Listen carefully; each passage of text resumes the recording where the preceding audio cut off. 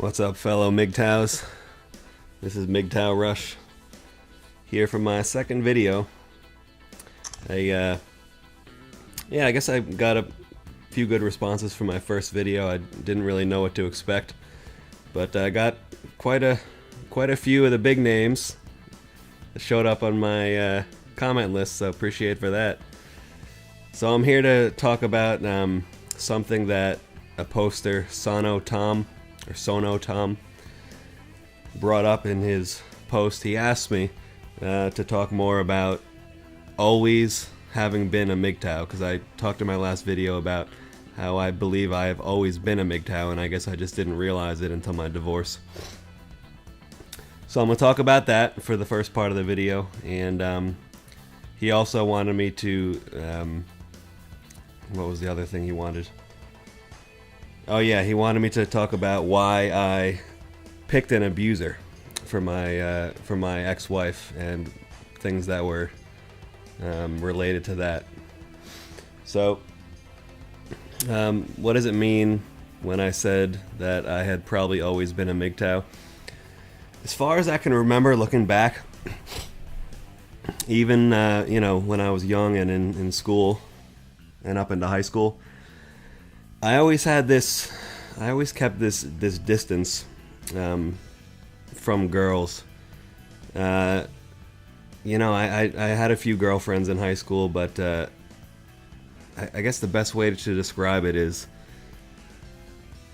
I always felt most relaxed and most at home when I was by myself, and it always seemed like the times when I had the most stress and just the most BS and just this all around negative stuff going on in my life. It was always in the times when I had a girlfriend.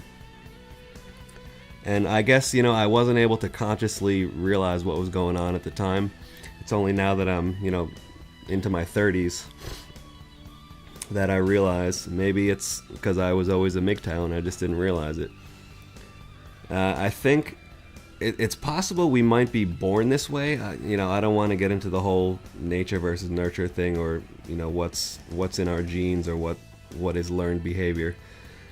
But it seems like it runs in my family a little bit. A lot of the people in my family, not because I have a big family, I'm one of several siblings. Not just the men in my family, but even the women. We are very independent.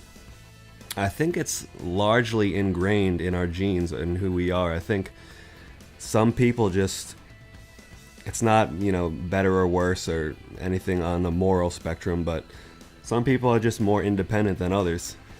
And these people, I think, run into trouble when they try to get involved and too enmeshed in close relationships with other people. So I think that's what was going on in my case. I just feel more stable as a single individual. And for those who listened to my first video, when I talked about things that happened with my ex-wife and all that, and all the how she assaulted me and everything, not to excuse that on her behalf and not to say it was okay, but I sometimes wonder if the reason why she did that was to get a rise out of me, and to try to make me different than who I was. In other words, because I'm so independent and because I don't really respond emotionally to a lot of the things she was doing, maybe that's why she would rage and she would try to get a rage out of me. So I think that's definitely a possibility. It's almost like maybe us being MGTOW or us being independent makes women kind of crazier in a way. And that leads me to another point that I just, that I also wanted to get into, is women we all know that women like passionate, crazy men that aren't really rational and that are just kind of wild men. They don't like rational men. They don't like guys that have their lives together and are generally content. Those men don't really appeal to women. I think the women, they want the passion. They want the guys who are kind of wild and all over the place, even if it means that they don't have their life together. And us MGTOWs are generally not like that. We tend to be content and happy with life. And I think when a woman sees that, she just feels like she has no place in our lives, because she's like, okay, well, this guy's already good the way he is, so where am I needed? Where do I fit in with that? And if a woman is currently involved with a guy like that and she's not getting that feedback and that response from him, then I think she's more likely to go, quote unquote crazy. So that might have been what happened with my ex-wife, and I'll just let bygones be bygones. The second part of this video that I want to talk about, that I mentioned before, was why I chose an abuser. I don't know entirely, just kind of talking on the fly here. What I can say is that I grew up seeing that pattern, although it was flipped. In the case of my mom, she was with a verbally and, as far as I know, somewhat but not extremely physically abusive man. I know that it's not my biological father, it's my stepdad. But there were issues where he would threaten with violence, and he had guns in the house and everything like that, and he would verbally abuse her and me and my siblings.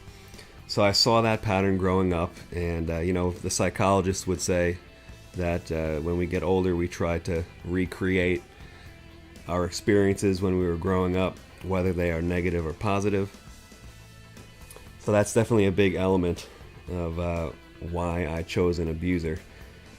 I don't think it was a conscious thing. There might have been an element of, because I think if a woman is kind of a little bit on the crazy side, let's just face it, guys. Whatever the saying is, it's something like, the crazy women are good, the ones that are good in bed. I think there's some element of that. I think that I knew she was a little bit on the crazy side and maybe abusive side, but when you're a young guy and your hormones are controlling you, you see that as, oh wow, she's really gonna kind of, she's really gonna rock my world or something like that. So that definitely was a factor in that, but it wore thin after a while, and after the novelty of the honeymoon phase wore off, I realized quickly that there was not that much substance to the relationship, and there really was not an underlying friendship or mutual respect. And once the sex and the novelty wore off, then you kind of see the relationship for what it is. So yeah, that's the deal about me having chosen an abuser. Looking forward from this point, I think that's another reason why I am very cautious and why I remain a MGTOW, is I know just how ingrained our psychology is and how hard it can be to overcome things. So I almost don't trust my own instincts. I don't trust my ability to pick a emotionally stable woman, because clearly I've shown myself that I am not able to do that in the past. So how do you overcome that? It's I think this is one of those situations where it's better to be safe than sorry. So that's probably one of the reasons why I remain single. And also I've made posts on my channel and other people's videos about the whole STD thing. It's that's a big motivating factor too, aside from me not wanting to subconsciously pick a crazy woman, is there's so many STDs out there. It's just ridiculous. It really is.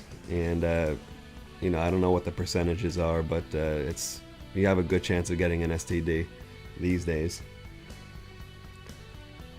So yeah, there we go. Thanks to everybody who commented on my first video, and then anyone who does on this. I will probably make most of my videos based on the comments that you guys make. So thank you, Sano Tom, for that recommendation for this video. And keep the comments coming, and I will keep the videos coming. See you later.